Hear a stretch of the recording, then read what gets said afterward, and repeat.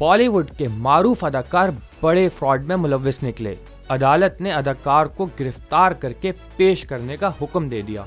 भारतीय मीडिया के मुताबिक पंजाब के शहर लुधियाना की अदालत ने मुबैना फ्रॉड केस में अदाकार सोनू सूद के वारंट गिरफ्तारी जारी किए हैं।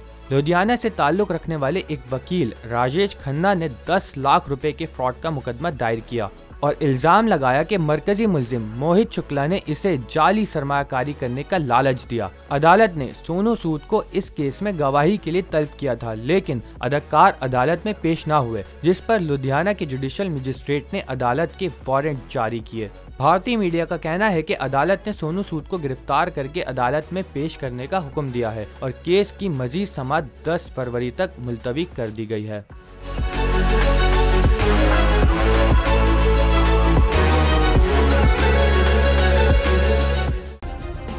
सब्सक्राइब करें और बेल दबाएं ताकि कोई खबर रह न जाए।